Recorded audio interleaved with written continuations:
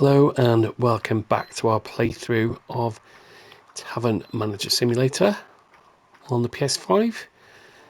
It released on the 6th of February and we've been playing through as episodes. I'm currently around about a quarter of the way through the progression, and the mark of a good game is that actually that makes it quite sad. So 9 hours of gameplay, about a quarter of the way through, but I do believe that that relates to the tasks that we see over on the right hand side of the screen. And the reason that I say that is that I'm currently on Tavern level 4 and I've not actually unlocked all of the sub kind of perks within that, and it goes all the way up to 16. So I think the progression is going to relate to the trophies, so the key stages that we hit. So every time we follow one of those on-screen tasks, it will add to the completion. So potentially still a number of hours left to include or to play in this game, and I guess it could just be open-ended, because once you've unlocked everything you could just continue. What we're doing at the moment is we're just having a look around the kind of mini world outside of the tavern itself, because we have seen some events.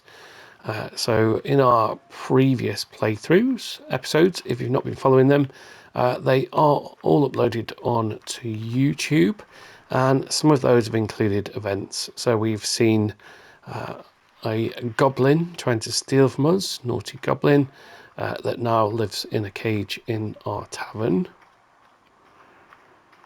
We also just, I didn't capture it on the gameplay footage unfortunately because the audio dropped out, but there was also a thief. So I saw somebody walking through the tavern actually dressed in a barrel, which looked highly suspicious, and when I clicked on the dialogue box it was a prompt to stop the thief, which might actually explain why there's a frying pan to unlock, because we don't need it for cooking, so I guess that is to bash thieves over the head. We've not quite worked out what this is just yet. This looks like the ghost of some kind of hero. There's no dialogue on there at the moment. Oh, there was a dialogue box then. We did find a hero sword, and I thought that perhaps it would get inserted into here to unlock something, but sadly that's not the case. And then if you haven't watched my review video, then there is a hidden cave here through the mists of time, and inside this skull you'll find 150 gold at the start of the game to get you on your way. So that's my gift to you, my top tip. I think we've pretty much explored all of the areas outside of the tavern, and the reason that I'm doing this format and not another kind of full day's playthrough is that I do feel like I've covered a lot of the mechanics now, and what I can then do is move over to just playing the game without any commentary. So I'll just capture the in-game audio. I will continue the playthrough in real time. It just means that I don't have to worry about recording the voiceovers or the loss of audio. And we do have pets in our house as well, so you may from time to time have heard those in the background.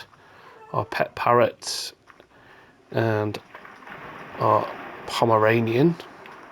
We only have pets that start with P's. So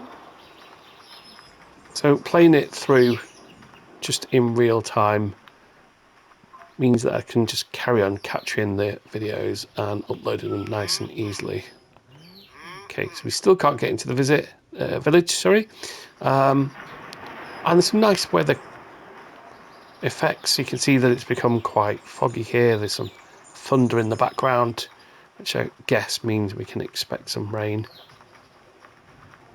We already explored this area on a different playthrough, so it looks like we used to be able to fish here, but there's some pretty massive dinosaur-like creatures in there.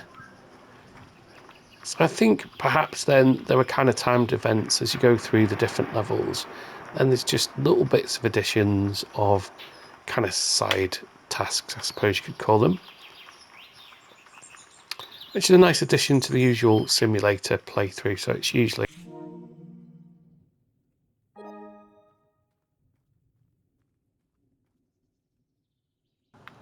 When I say a particular word, my portal likes to take the audio away. So you see we got some like pink things. So there's one inside the tent there. So there's a little note here. It's worth a look around here, it says. So perhaps these open up later on, and these pink little areas are indicators of things that we can do. So that's the plan for the episodes going forward. I will try and keep them to around about 30 minutes. This video is going to be a little bit shorter because I just wanted to talk about what's coming up in terms of this particular series and these episodes. I'm also then going to be kind of chopping and changing the content a little bit. So I have been really enjoying diving back into the PSVR 2 and particularly Gran Turismo, which is just incredible because I have a racing wheel and the stand, which just is mind-blowing. If you can pick up something, as I've done, I kind of got a second-hand wheel and rig for a really reasonable price. It just adds an extra layer to the game. So I'm going to be jumping back into that. It's quite difficult to capture the footage, not in terms of capturing it on the PlayStation, but in terms of capturing the level of immersion in VR. So I will be going back through the PlayStation catalogue. Got the PS Plus premium subscription service. So I'm going to carry on going through that catalogue so that I can just try out a couple of different games and get some impressions or something like that uploaded onto the channel. So as you can probably tell, this isn't a established channel where we're getting license keys and things from different game developers to get content out as quickly as possible and capture all those viewers. I'm not going to be investing lots and lots of money into massive open world games because honestly, I just don't have the hours to invest into those playthroughs, and that is why the content tends to relate to these sorts of things, the kind of simulator games and things that you can just pick up and enjoy in those smaller play sessions. The Tavern, so the one-eyed dragon, you'll continue to see it just without my audio. It's shaping up quite nicely. We got an extended bar there. These service tables have become really useful as we get more demanding clientele. The kitchen, we can still expand on this via the upgrades, but everything is kind of uncovered and unlocked at this point. We got one fairy helper at the moment, which we can hopefully make two very soon, because the next thing to do is to then upgrade the tavern. So what I'll do is we'll finish the video there. We'll go and unlock the next level and see what that opens up for us. So tavern level, so we're on tavern level 6, exciting. So we haven't actually upgraded any of these things. And I go to tavern level 6, which will cost us 700 coins. That should leave us with a healthy amount of coinage to stock. And there we go. There's our first expansion to the actual footprint of the tavern itself. We'll just have a little look inside to see what's changed. So our last tavern upgrade gave us a little chair to sit on. Some pictures on the side there. Hopefully the picture quality is picking up okay in the video because I'm playing on the portal and it's not actually, there's a bit of lag. So kitchen wise, don't see any huge changes there. It looks like it's the same size. Warehouse again, that was a separate unlockable What have we got that's different? Does it just look bigger? I can't remember. I think it looks about the same size actually. So from the outside, it does look a bit grander.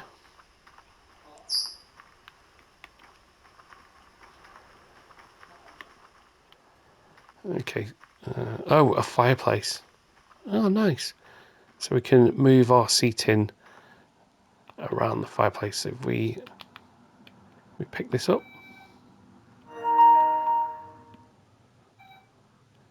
So I'm going to end the video there because the internet connection is not great. I hope you've enjoyed the series today. I hope I've been able to pass on some hints and tips and kind of showing you what the game's all about. I'm going to continue to play through without the audio and I will upload them to the channel. Thank you very much for watching and I hope to see you in future videos.